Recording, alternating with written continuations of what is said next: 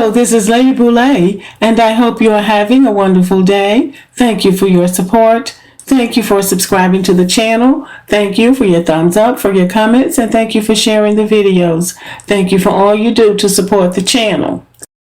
The picture on the screen has gone viral. It is Judge Ketanji Brown Jackson, soon to be Justice of the Supreme Court.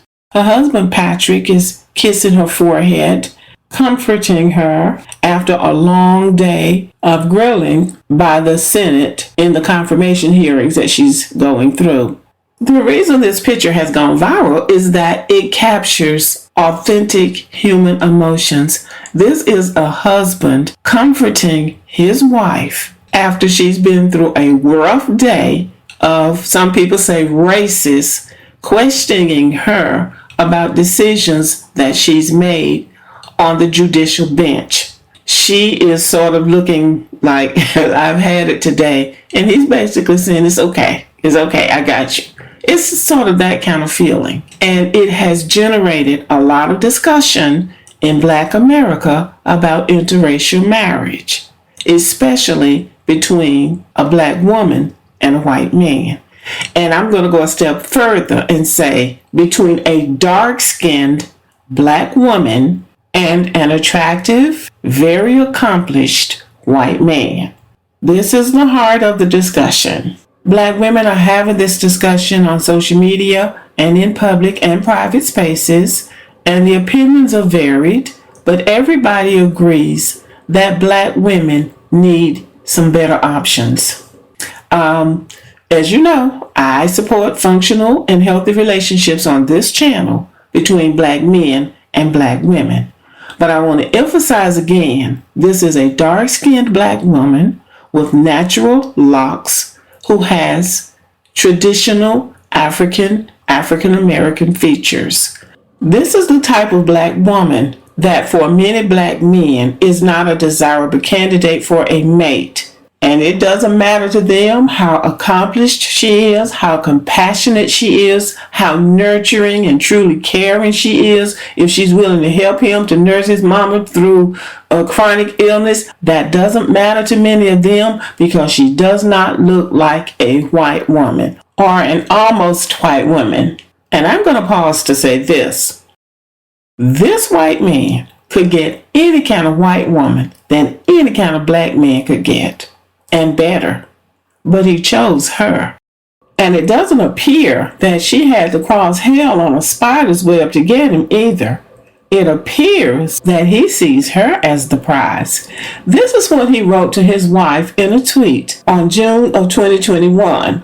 He said, "Happy Loving Day. I am especially thankful to be walking through life with a brilliant and compassionate partner who still takes my breath away." Now, this is what the white man said. You can't argue with that. You just cannot argue with that. So the question I'm asking is, are white men better options for Black women than Black men, especially dark-skinned Black women? The New York Post recently published an article by Ralph Richard Banks, a professor of law at Stanford Law School, in which he explains why more Black women should consider marrying white men. This premise is somewhat provocative in that everybody knows in the Black community that interracial marriage has been considered taboo, especially for Black women. Also, Black women have overwhelmingly shown a preference for Black men, for being married to Black men, for raising their families with Black men. But Black men have not shown that same degree of preference for Black women. As a matter of fact, some Black men flaunt their access to other races of women in Black women's faces, as if to say that I have access to other races of women, but you don't because nobody wants you. That's how that's being perceived by many Black women.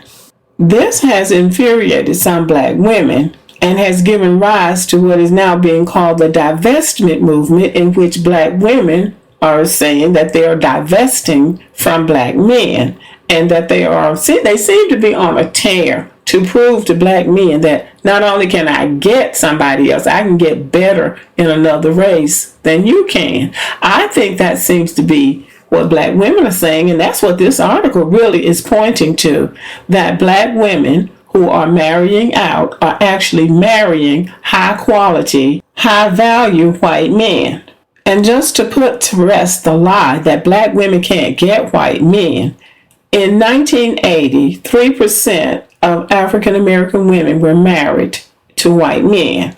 In 2017, the number had risen to 12%.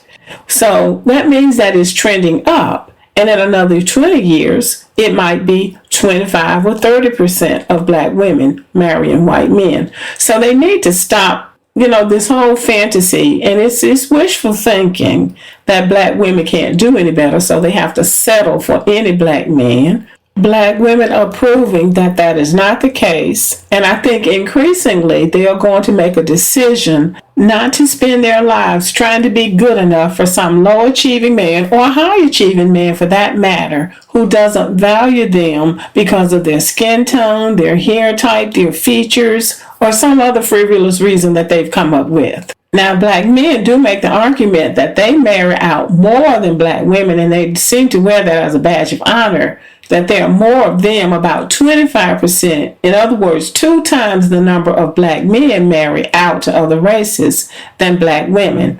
But we always want to point to the fact that according to statistics, and you can eyeball this for yourself, those marriages are largely unsuccessful. They have about a 200% failure rate. So I think that has to be factored into any kind of statistics that are brought into question or that are brought into the argument about black men being married to other races of women. They do not make successful marriages in most cases. Interracial marriages are here to stay, and I think we all have to make peace with that.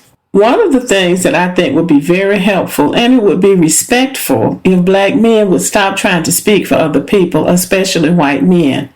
White men don't think like black men, and white men don't move like black men. And they certainly don't make decisions about their lives the way black men do. I've never dated a white man, but I've been around white men all my life. I've lived among white men, gone to school with white boys. I've taught white men's children, and I've worked with white women, all of whom have been married to white men. So I have some idea about how white men move, and I know that white men are attracted to black women and are open to dating black women. But the question is, are they a better option for black women than black men? Well, just keeping the focus on this couple and other black women in the limelight that are married to white men, the white men don't seem to have a problem with black women achieving. One of the things that I hear on social media, whether it's Twitter or YouTube, black men consistently saying that they don't care about black women's accomplishments, they don't care about their degrees, they don't care about them opening businesses, they don't care about any of that stuff. And not only do they seem not to care about it, it also seems to be the case that they don't support it. Now, that is certainly not the case for all black men, because there are many of us who are married to successful black men, and they have encouraged us in our careers and anything that we attempt to do. I am a member of a sorority, and in our sorority, we call our husbands honeydew. Honeydew this, honeydew that.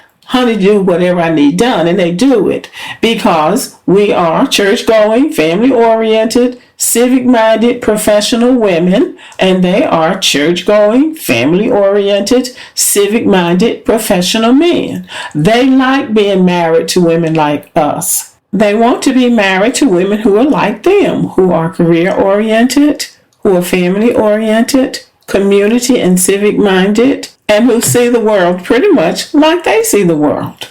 So I would never throw black men under the bus. Now, there are those who would say, oh, that's boule, or they are bourgeois. Well, that's a good life for many black people. So don't knock it if you haven't tried it. But there are black people who are raising daughters, and they're raising their daughters to be the best that they can be. They're raising their daughters to be educated, to go for careers, to go out for a lifestyle that's compatible with them living in the richest country in the world that their ancestors helped build.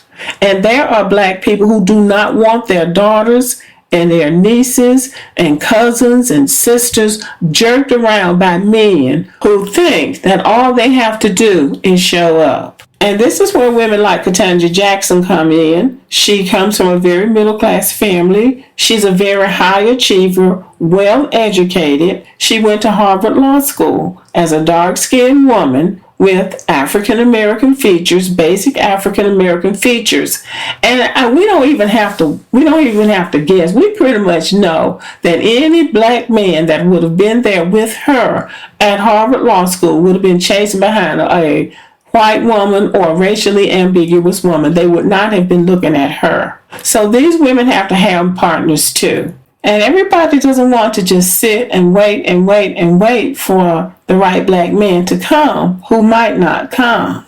So for a woman like this, compassionate, brilliant, has a desire to really do something in the world, to do great things in the world, she needs a man that's going to be supportive of her, who's going to respect her energy, respect her ambition. She needs that kind of man. So for a woman like that, a white man might be the best option. Before Ketanji Jackson was selected to be the nominee for the Supreme Court, there were two other black women being vetted for the position. Ketanji Jackson and those other black women are all married to white men, wealthy, successful white men.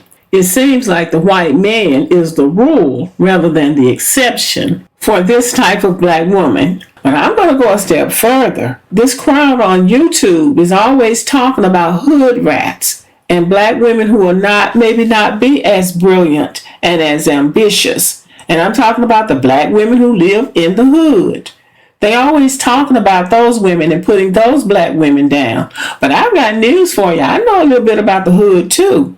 And those Arabs and Indians and those different Middle Eastern men who own those convenience stores and who own businesses in the hood, those men like Nisi and Kwee. Nisi and Kwee with their long braids and their nails and their attitude and their energy. They're cute. They're attractive, contrary to what a lot of black men would want the world to think. All black women are not overweight or loud or unattractive.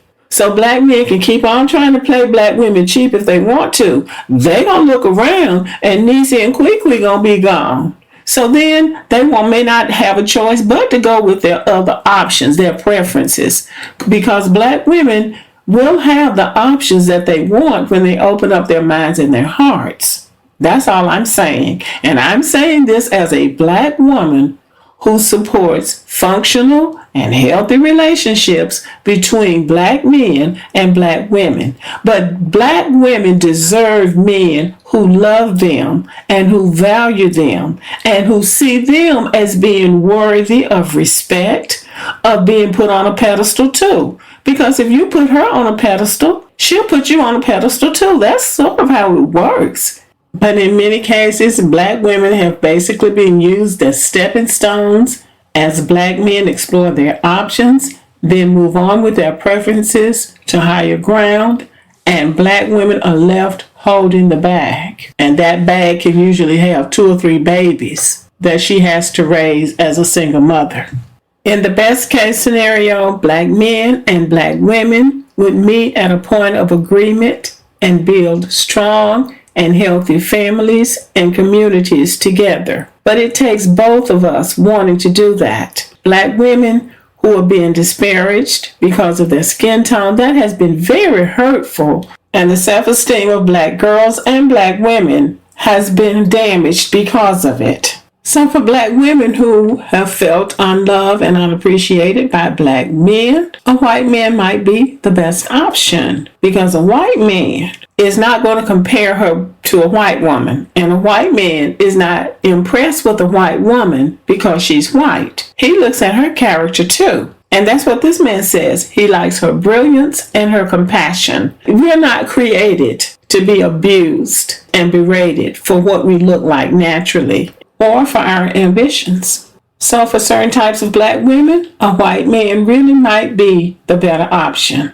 I'm wishing her well, and I do believe that she will do a good job on the Supreme Court. At least that is my hope, that she will look at legislation and see how it can help the American people as opposed to hurting people or playing politics with people's lives. That is my hope for her. But we'll be watching to see. But it appears that in this particular case, this white man was the better option for her. So as she embarks on this journey as a supreme lawmaker in the land, all I can say is all eyes on Ketanji. Thank you for listening. Subscribe to the channel, give me a thumbs up, leave a comment, share the video, and as always, have a great day.